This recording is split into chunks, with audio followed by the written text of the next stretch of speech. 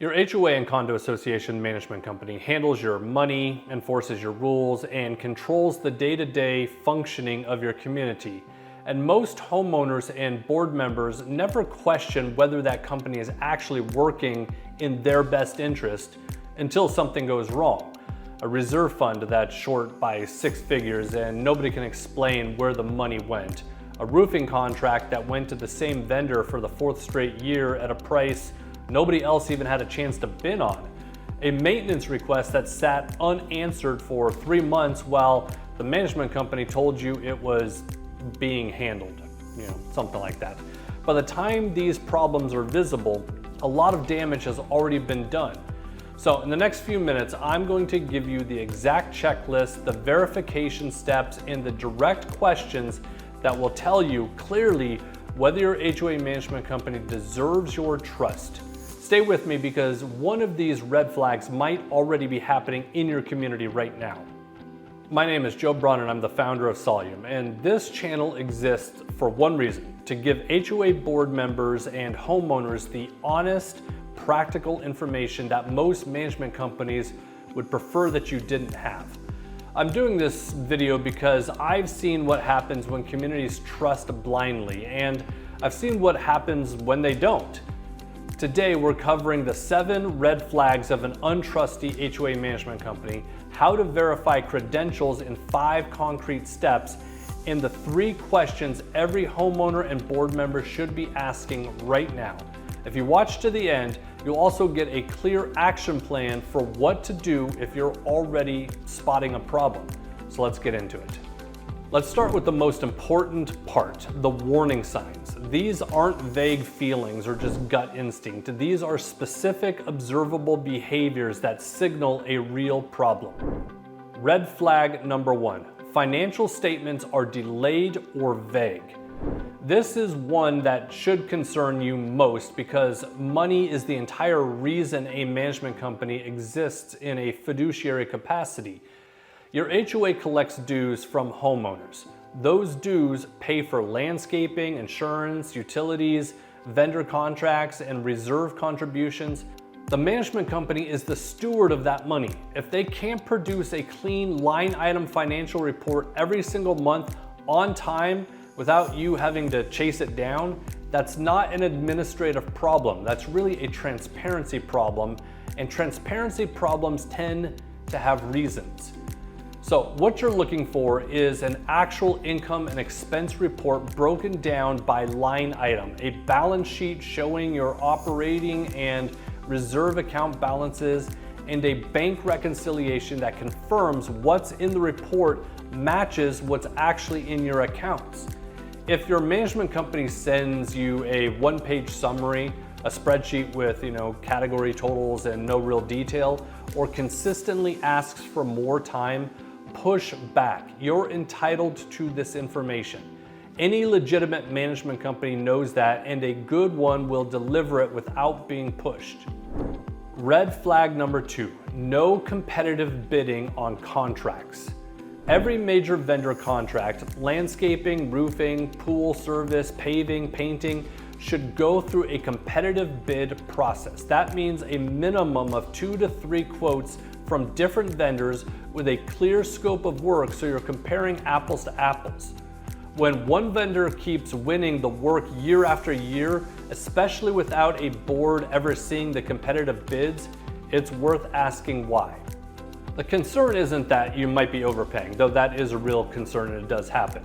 The deeper concern is the relationship between the management company and the vendor.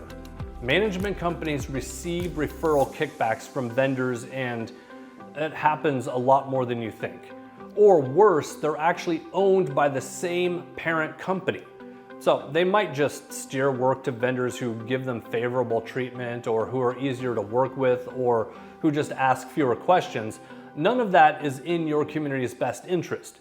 The board's job is to be a good steward of homeowner money. The management company's job is to help you do that. If they're removing your ability to evaluate the market, they're not doing their job. Red flag number 3, communication goes dark.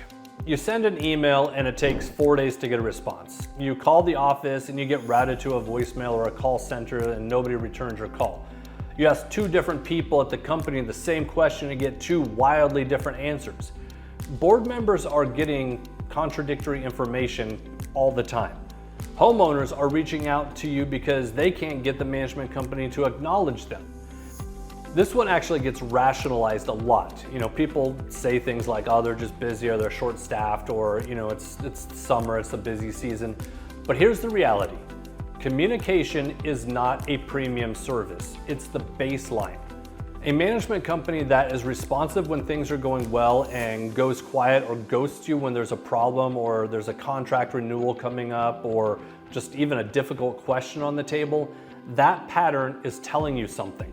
Communities should have a named point of contact in a defined response time window and a clear escalation path. If none of those things exist, or maybe they exist in the contract but not actually on practice, that is a structural problem with how that company is run. Red flag number 4, reserve fund discrepancies. Your reserve fund exists to pay for major repairs and replacements. Things like your roofs, the parking lots, pools, HVAC systems, elevators. A reserve fund tells you what you have, what you'll need, and whether you're on track to actually be able to pay for those things. If your reserve study shows you should have $400,000 in your reserve account and your actual balance is $280,000 with no real documented explanation for where that gap came from, that is not a rounding error. That requires immediate and detailed accounting.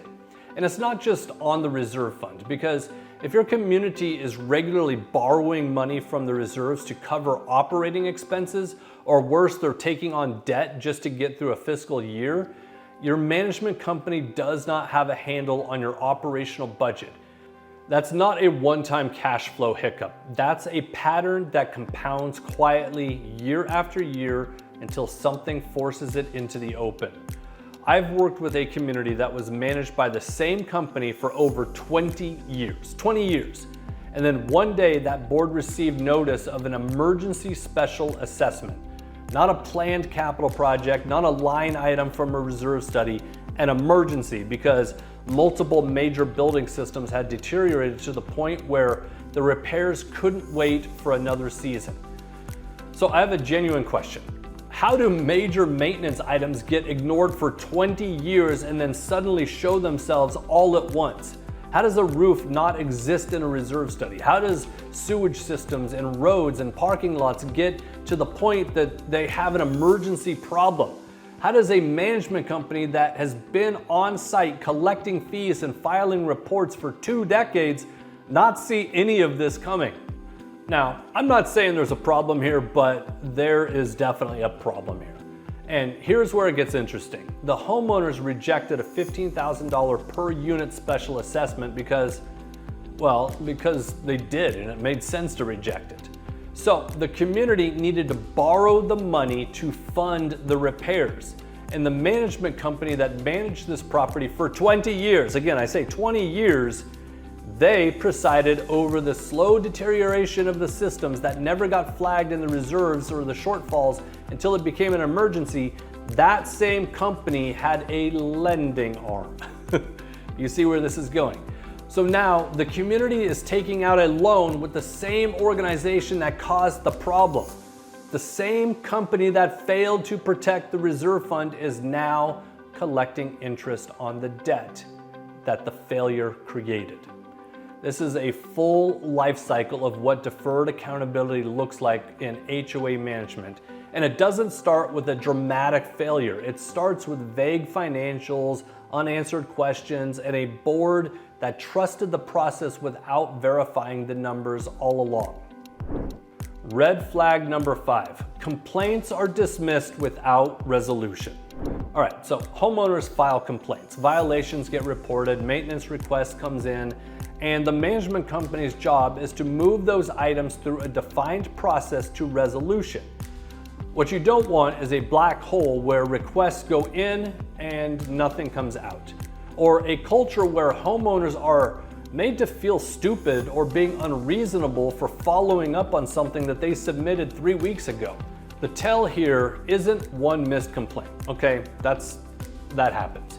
But if you're looking at patterns, if the same issue is coming up at board meetings over and over, if the same homeowners are still waiting on responses from several weeks, if not months ago, if your violation tracking is basically a spreadsheet that nobody really updates, that is a management failure. A well-run management company has a system for all of this. Requests are logged, tracked, assigned, and closed. If yours doesn't operate that way, the board should be asking what they're actually paying for. Red flag number 6, the management contract renews automatically without board review.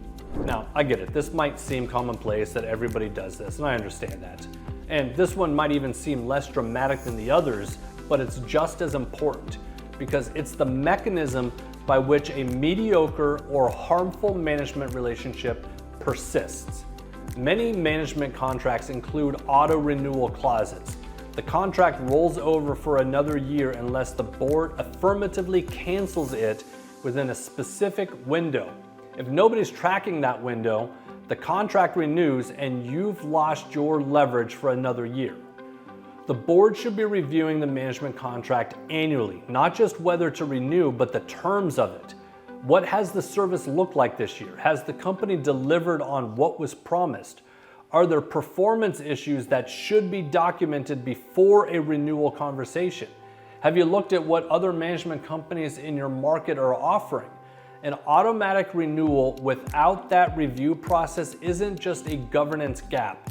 It's the management company counting on your busyness and your lack of eyes on the deadline to keep their contract. Don't give it to them for free. Red flag number 7, the company resists third-party audits or owner access to records. In most states, HOA owners have the legal right to inspect community financial records. The specifics might vary state by state, but the principle is consistent. This is your money and you're entitled to see how it's being managed. If a management company creates friction around that process, like delays or excessive document fees, incomplete records, vague responses about what exists and what doesn't, pay attention to that because there's a reason for that friction. A company with nothing to hide has no reason to make records access difficult. A third-party audit is a legitimate and common governance tool. Any management company that reacts defensively to the suggestion of one or is suddenly hard to reach when an audit is proposed, that's telling you something. The audit itself might come back clean, but the resistance is a data point you can't ignore. All right, if you're seeing 2 or more of these things, don't wait. Don't just, hope that it gets better, because this next section tells you exactly how to verify whether your concerns are justified. How to verify your HOA management company's credentials in 5 steps. Feeling uneasy about something probably isn't enough to act on. You need to have facts. Here's a 5-step verification process any homeowner or board member can run. Step number 1, check state licensing. Most states require HOA management companies to hold a specific license, typically through the state's real estate commission or a dedicated community association licensing board. This isn't universal. Some states have minimal regulation, but others require much more strict licenses. But where licensing exists, it does matter. An unlicensed company managing your funds is really an unverified company managing your funds. Look up your state's licensing requirements. Find the public license lookup database and verify that your management company's license is active, in good standing, and current. While you're there, check whether the individual manager assigned to your community is licensed as well. A licensed company with an unlicensed manager on your account, that's a gap worth closing. Step 2, verify professional certifications. This might sound very similar to step number 1, but it is distinct. The Community Associations Institute, or CAI, is the primary professional organization for HOA and condo management industries. They award designations at both the company level and the individual level. The AAMC, or the Accredited Association Management Company, is the company level credentials. Individual managers can hold a CMCA, an AMS, or a PCAM, a PCAM designations, each representing increasing levels of education and experience. These certifications aren't a guarantee of good service, but they do signal that the company and its staff have made a deliberate investment into professional standards. A management company with no certification and no evident professional affiliations is operating without any external accountability framework. Step 3, search for complaints and legal history. Go to the Better Business Bureau and look up the company. Go to your state's Attorney General website and check the Consumer Complaint Database. Search the company on Google or your favorite AI platform. Not just to look at the star rating, but to read the content of negative reviews and how the company responded. Patterns matter more than an isolated incident. Again, one complaint, whatever, we all get those. But you're looking for patterns. One angry homeowner who felt that a fine was unfair is different from 10 separate communities describing the same communication failures or the same unexplained financial discrepancies or the same stonewalling on records requests. Step number 4, request a full audit trail. Ask your management company for a complete transaction history for your operating and reserve accounts. Every deposit, every disbursement, every transfer going back as far as you want to review. A legitimate company will provide this without hesitation. They may ask for a reasonable lead time to pull the documentation together. What they should not do is ask why you want it, push back on the request, or provide a partial record. The moment a management company creates friction around your right to see your own financial history, you have a meaningful data point about how they operate. The friction itself is the finding here. Step 5, call references, even ones that they don't give you. Any management company can give you a curated reference list of communities that will say good things about them. Don't use their list. Go find communities they manage independently. Look at their website, search their company name to find managed communities. Ask around in your area, then call the board president of one or two of those communities directly. Ask this one question. Knowing what you now know, would you hire this company again? That one question cuts through the polished pitch. People who have lived through a bad management relationship will tell you the truth. All right, so that's 5 steps. None of them require a lawyer, and all of them will help give you clarity on how to move forward. And I'm gonna follow this up with 3 questions that board members should ask their HOA management company right now. Now, if you're not ready to go through a full verification process yet, these 3 questions will immediately reveal how your management company responds under direct scrutiny. And the response itself is data, like I've said all along. You're not just listening for the right answer, you're watching for how they handle just even being asked. Question number 1, we've covered this a few times, but it's important that you keep asking this. Can I see the full general ledger of the last 12 months? You don't want a summary, not the highlights or some general report. You want the full ledger. Every transaction, every line item, every account. A trustworthy management company will say yes, and they'll get it to you very quickly. An untrustworthy one will stall. They'll redirect, they'll tell you that the requests like this need to go through a formal process or explain that it's not a standard practice to share that level of detail. Bull, it is. So here's what you need to know. In most states, you are legally entitled to that information regardless of what their internal processes say. The stall is the answer. Again, we keep talking about this. How they respond is often the data that you need. Question number 2, how are vendor contracts awarded and can I see the bid documentation process? Legitimate management companies follow a documented bid process. There should be a paper trail, a scope of work, of vendor submissions, pricing comparisons, a record of how the decision was made. If the answer to this question is vague or the documentation simply doesn't exist, competitive bidding probably isn't happening in any meaningful way. And if it isn't happening, You should be asking who is benefiting from that arrangement, because it's not your community. And finally, question number 3, what is your process when a homeowner files a formal complaint against the management company itself? This question is uncomfortable on purpose. You're not asking about a complaint against a neighbor or a vendor. You're asking what happens when the grievance is directed at them. How they answer that question, again, whether they're defensive, dismissive, caught off guard, or clear and confident with a defined process, tells you everything you need to know about their accountability culture.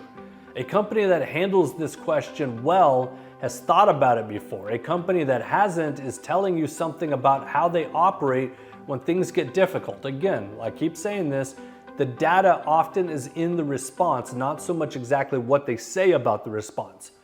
Those are your 3 starting points. But if you want to go deeper and you're about to hire a management company, or you're questioning whether or not this company is good for you, or if you want to move on and find somebody else, we put together a full list of 60 questions to ask before signing anything. Comment the word questions below and we'll send it to you directly. 60 questions that cover financials, vendor relationships, communication standards, contract terms, licensing, and accountability. It's free, and it might be the most valuable thing you take from this entire video. All right, what to do if you've already spotted warning signs. If you've watched this far and you recognize your community and what I've described, here's what to do, and it's probably recommended that you actually do it in this order. This isn't about being adversarial. I'm not looking for you to cause a fight with your management company, but it is about being responsible stewards of the community you were elected to serve. So first, document everything.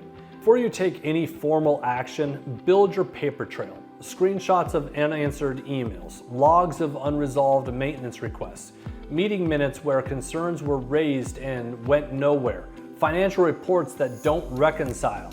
If a homeowner has brought concerns to the board about the management company, document those too. When it was raised, what was said, and what happened next. You need specifics. You don't want you don't want gut feelings, because vague concerns are easy to dismiss. A documented pattern is not. Second, raise concerns formally and do it in writing. As a board, your communication with the management company should go on record, not a phone call, not a side conversation, a board meeting. A written notice delivered to the management company's designated contact that clearly states the concerns, references the specific instances you've documented, and requests a formal response within a defined time frame. This does 2 things. It gives the company the opportunity to respond and course correct, and it creates a record that protects the board if the situation escalates. This isn't something to send in a passive-aggressive text message. Third, know your legal rights as a board. The board has all the authority here. In most states, association members have the legal right to inspect financial records. And as the board, you have both the right as members of the community and your authority to direct your management company to produce documentation on behalf of the association. The board has the right to inspect all association financial records at any time, to require the management company to produce documentation, and to engage a third-party CPA or auditor to review the books independently. Look up your state's HOA statutes, right? Florida has the Chapter 720, California has the Davis-Sterling Act, Texas has Chapter 209. Know what your governing documents say about the management company obligations and termination.